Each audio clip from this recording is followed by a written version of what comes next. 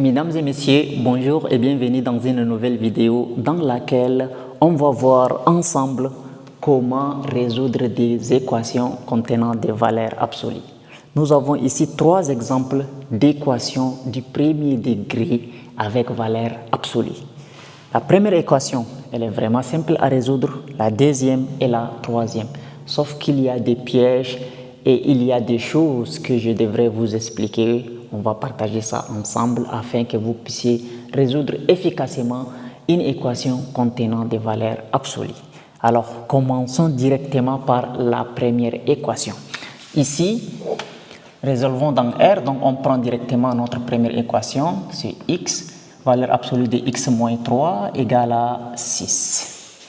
Bien, pour résoudre une équation qui contient la valeur absolue, nous sommes dans l'obligation d'abord d'éliminer la valeur absolue. Voilà. Pour éliminer la valeur absolue maintenant, cette valeur absolue peut prendre des nombres positifs et négatifs. Donc ici, directement, on va dire cette équation est équivalente. On prend x moins 3 sans valeur absolue égale 6. Et encore, on prend x moins 3 sans valeur absolue égale à moins 6. Vous voyez, x moins 3 égale 6, x moins 3 égale à moins 6. Puisque la valeur absolue des nombres est toujours positive, si je prends valeur absolue de moins 3, ça me donne 3.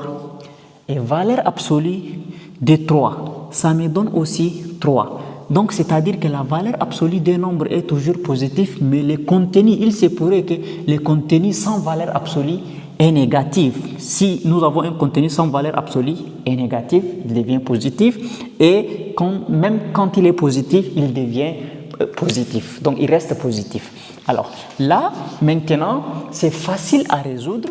Qu'est-ce que je devrais faire? Je devrais directement dire x égale à 6. Et on déplace les moins 3 par ici, ça devient plus 3. Vous voyez, ici, j'ai oublié de mettre ou.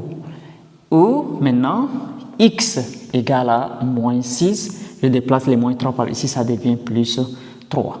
Maintenant, je trouve x égale 6 plus 3, ça nous donne directement 9. Ou x égale moins 6 plus 3. Moins 6 plus 3, ça fait moins 3. Et là, j'ai déjà obtenu des solutions, moins 3 et 9. Donc, l'ensemble des solutions de mon équation, c'est moins 3 et 9. Vous pouvez vérifier. Ici, on vérifie par moins 3. On remplace x par moins 3. Moins 3, ça donne moins 6. Valeur absolue de moins 6 égale à 6, c'est vrai. Même si je prends 9, 9 moins 3, ça nous donne 6, valeur absolue de 6 égale à 6. Et c'est de cette manière qu'on résout une équation de la forme valeur absolue de x moins 3 égale 6. Voilà. Maintenant, la deuxième équation. Je vous demande de vous abonner si vous n'êtes pas abonné, de liker, ça nous donne en fait la force de continuer et de laisser un commentaire si jamais vous avez des questions. Alors, deuxième équation, valeur absolue de x moins 5 égale valeur absolue de x plus 7. Alors, ça, toutes les quantités sont dans valeur absolue. Ici, valeur absolue de x moins 5 égale à valeur absolue de x plus 7. Dans ces cas, qu'est-ce que je veux faire? Il y a en fait deux méthodes. Et toutes les deux méthodes sont valables. Quitte à vous maintenant de choisir celle qui est plus simple pour vous. On dit, la propriété dit quoi? Si on a valeur absolue de A égale à valeur absolue de B, ça veut dire que A au carré égale à B au carré. Donc, c'est-à-dire, on laisse tomber la valeur absolue par ici et par ici, et on élève ça au carré égal à celui-là. Au carré, on ramène et on résout. Ou soit, si c'est de cette manière, valeur absolue de A égale à valeur absolue de B, on peut dire A égale à B, ou encore A égale à moins B. Ça voudrait en fait dire la même chose. Donc, quitte à vous de juger quelle laquelle des méthodes est la plus facile. Donc, A égale B, A égale à moins B. J'ai utilisé cette méthode pour résoudre la première équation. Maintenant, je ne vais plus revenir dessus. Donc, on va faire la deuxième. Ça va être vraiment bénéfique pour vous quand on fait la deuxième équation. Alors, là, maintenant, je devrais élever chaque terme au carré. C'est-à-dire, ici, je vais dire 2x moins 5 élevé au carré égale x plus 7 élevé au carré. Et là, je ramène ça aussi de l'autre côté. Je trouve 2x moins 5 au carré moins x plus 7 au carré égale 0. Et là, c'est en fait la différence des deux carrés. A au carré moins B au carré. Quand on a A au carré moins B au carré, la forme factorisée, c'est A moins B facteur de A plus B. Alors, A, c'est le 2x moins 5 là qui est le A. Le B, c'est le x plus 7. Donc, on connaît déjà notre A et on connaît notre B. Il suffit juste de factoriser et de résoudre. Alors, maintenant, on trouve A, donc notre A ici, c'est 2x moins 5, moins B, moins x plus 7, facteur de A c'est 2x moins 5, plus B, plus x plus 7, égale 0. Maintenant, il faut éliminer les parenthèses et les crochets vont devenir des parenthèses. Donc, les crochets deviennent des parenthèses maintenant. 2x moins 5, j'écris 2x moins 5, et maintenant les moins multiplient. Moins fois x, ça donne moins x, et moins fois plus, ça donne moins 7. Facteur, ici on a 2x moins 5, et plus fois x, ça donne plus x, plus 7, égale 0. Donc, il faut encore réduire. On trouve 2x moins x, ça fait x, et moins 5 moins 7, ça fait moins 12. Facteur. 2x plus x, ça fait 3x, et moins 5 plus 7, ça fait plus 2 égale 0. Alors, qu'est-ce que je vais faire maintenant? Si on a un produit de facteur égal à 0, c'est lorsque le premier facteur égal à 0 ou le deuxième facteur égal à 0. Donc, ceci veut dire que x moins 12 égale 0 ou 3x plus 2 égale 0. Donc, il faut résoudre. Ici, x est égal à 12, x, le moins 2 se déplace, et le moins 12 se déplace, ça devient plus 12, ou encore 3x est égal, et maintenant le moins 2 se déplace, le plus 2 se déplace, ça devient moins 2. Par la suite, qu'est-ce qu'on va avoir? On va avoir x égale à 12 ou x égal à moins 2 tiers. Et l'ensemble des solutions, c'est moins 2 tiers et 12. Voilà, moins 2 tiers et 12 sont considérés comme des solutions pour notre équation. Passons maintenant à la troisième équation. Donc, permettez-moi d'effacer tout ça.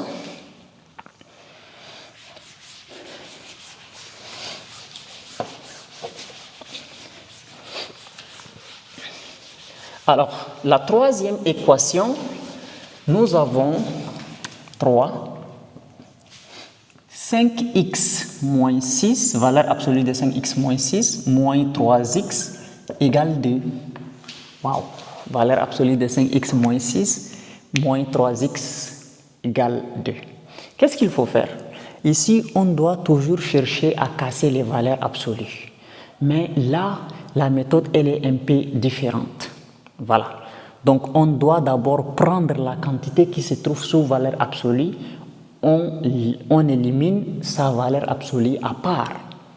Et vous allez voir comment on va faire pour résoudre cette équation.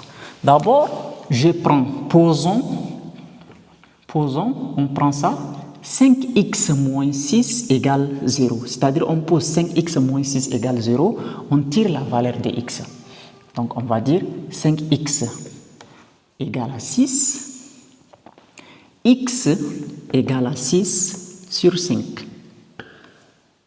Comme on a tiré la valeur de x, alors on va chercher l'intervalle sur lequel la valeur absolue prend des nombres négatifs et on va chercher l'intervalle sur lequel la valeur absolue est positive.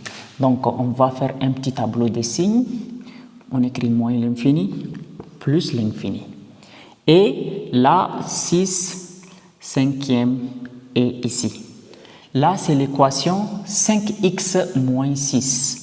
Là, cette équation, ça s'annule ici. C'est-à-dire que là, le 0 de cette équation est ici. C'est-à-dire la solution, c'est 6 cinquième. Maintenant, 5x moins 6, le 5 est le a, n'est-ce pas? Alors, ici, on va prendre le signe contraire de a. Le 5 est un nombre positif. Donc, son signe est plus. On va prendre le signe contraire, c'est moins. Et par ici, c'est le signe de A. Le signe est positif, son signe est plus. Donc, on met plus.